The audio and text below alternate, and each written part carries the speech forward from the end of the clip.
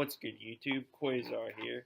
Today I'm going to be bringing you guys my Yang Zing Fire King deck profile, or as I like to call it, the Yang Kings.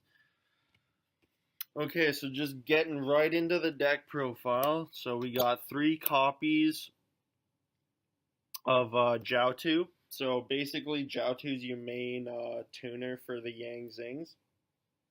All the Yang Zings basically revolve around the fact that if they're destroyed, you get to special summon another Yang Zing from your deck.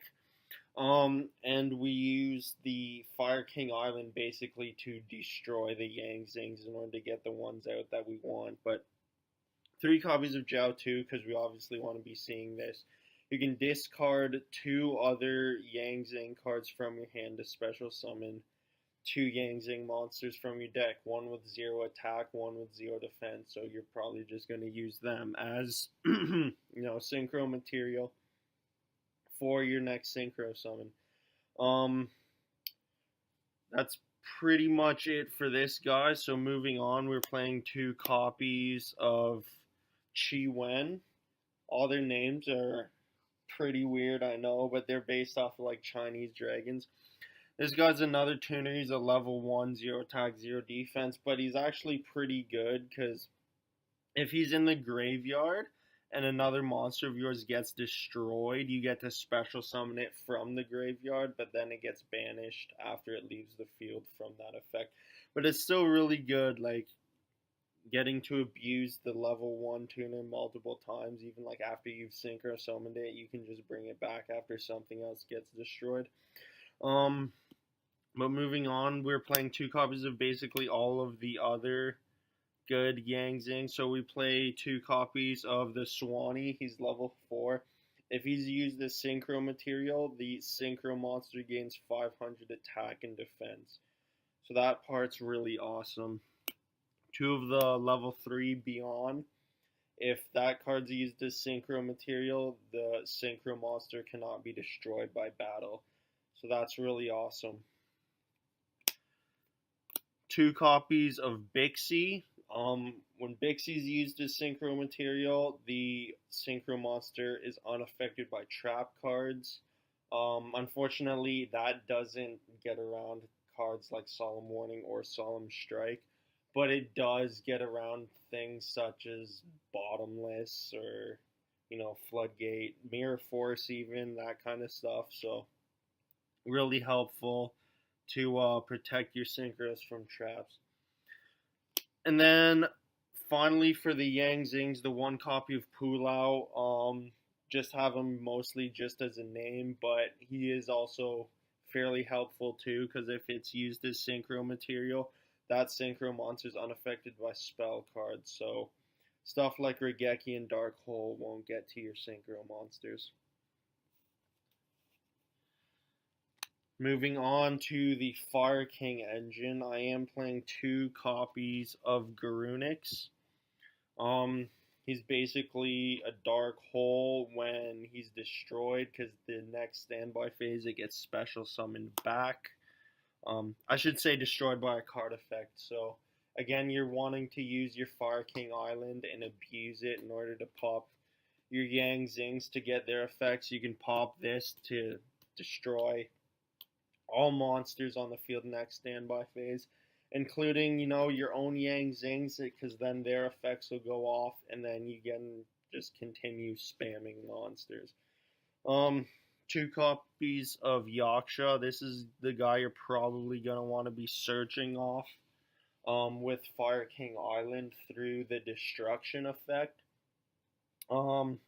He's also decent to just like normal summon and use it as synchro material for something else, so that's always an option.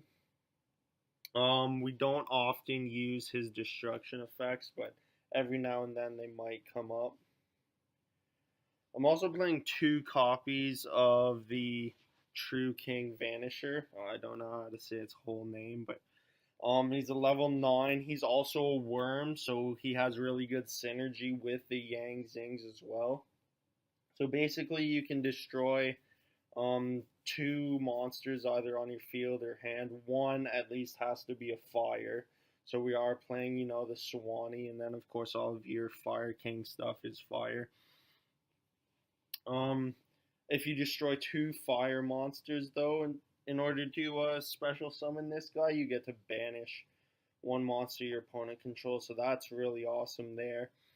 And then if he's destroyed, sent to the graveyard, you get to add one non-fire worm from your graveyard back to your hand. So basically any of your other Yang Zings beside Swanee, because Swanee is fire. Of course, last 2 monsters, the Maxis, you gotta be playing them. Best hand trap in the game. So that's 20 monsters exactly.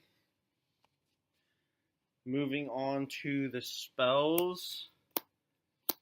Triple Fire King Island has to be played, obviously, because, again, you're wanting to see this card often and abuse its effect on your Yang Zings.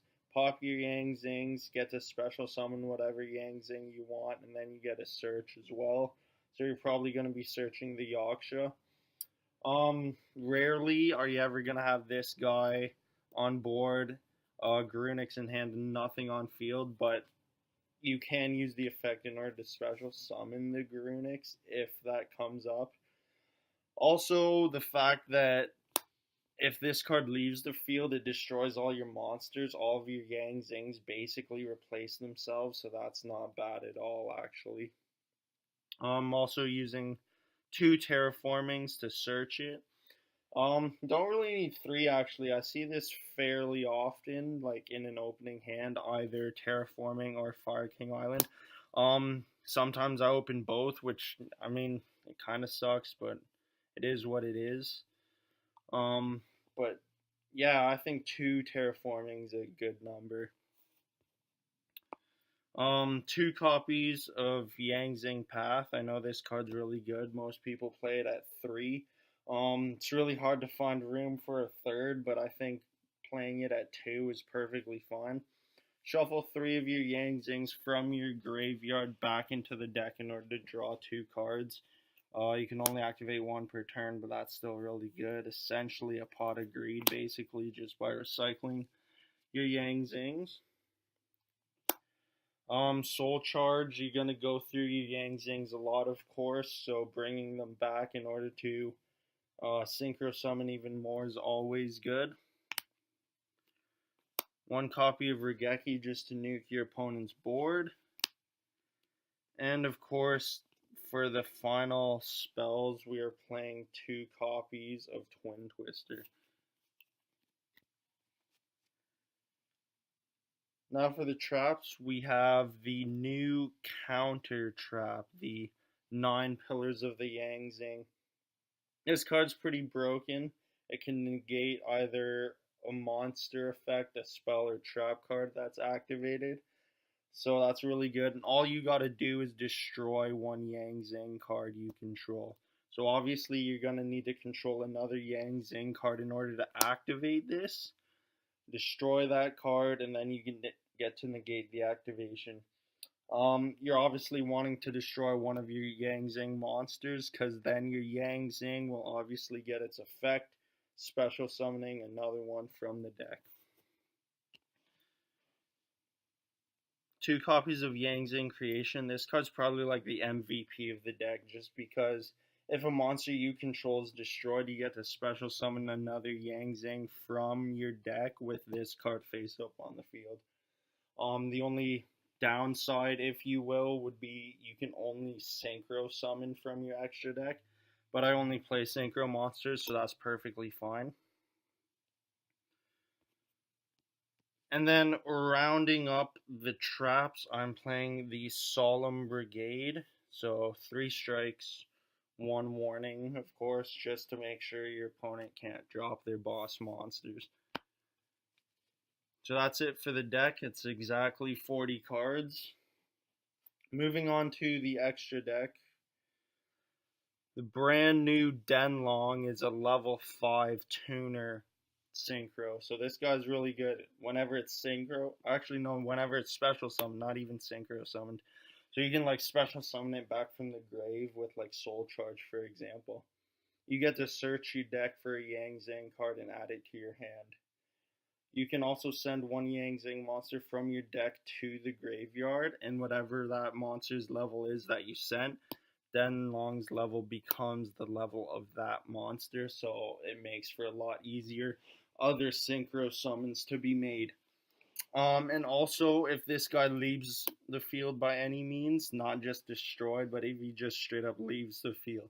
So even if you use it as like synchro material, obviously because it's a tuner, you get to special summon another Yang Zing. So really good. You got to be playing it at 2. I mean, some people even like playing it at 3, but I think 2 is a fair number. One copy of Yazi, Evil of the Yang Zing. So, this guy also helps continue off your combos, so you can still like pop your own stuff to pop your opponent's stuff. That's pretty good. I decided to just play one because you're not really going to be going into him that often, but he's still a decent option if you ever want to. 2 copies of Baxia. So this guy is probably your main Yang Zing synchro monster. Whenever he's synchro summoned, whatever or however many materials you use, you have to target that many cards on the field and return them. That's pretty good. And then once per turn, you can pop one card you control in order to special summon a level 4 lower monster from your graveyard back. So more shenanigans with the Yang Zings. Pop your monster to use its effect as special from the graveyard. A lot of manipulation there, so I think this card at 2 is really good. And then one copy of Chao Feng. This guy is also really awesome. He's a level 9 too, so you can use multiple Yang Zings. So whatever materials, their attributes that are used in order to synchro summon this guy, attributes of the same that your opponent controls, their monster effects cannot be activated. So it basically shuts down your opponent's deck as long as one of those attributes matches the same as your opponent's. You are pretty much playing every attribute except for Divine, so if they summon the gods, you'd probably be crying, but other than that, like, this guy's really good at shutting down your opponent's monster effects. For the non-Yang Zing synchros, I am playing Ultimaya Zolkin too, because it's really easy to go into, especially now that we have Denlong, so, it's a level 5 tuner, really easy to abuse. We are playing a few level 8 dragons that you can drop, so, going into it, it's pretty easy. All you gotta do is set a card in order to special summon any level 7 or 8 dragon from your extra deck, so why not play him, because he's like an immediate crystal wing. Another really awesome level 9, Trish, obviously, like, why wouldn't you be playing this guy?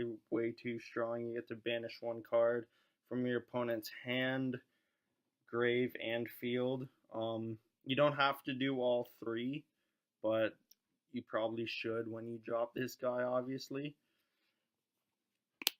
For level 8, I'm playing Crystal Wing, Omega, and Void Ogre. So your Crystal Wing and Void Ogre are again targets for your Ultimaya Zolkin. Omega's still a really good option as well to steal a card out of your opponent's hand. Dropping all 3 of these guys basically means your opponent can't really do anything.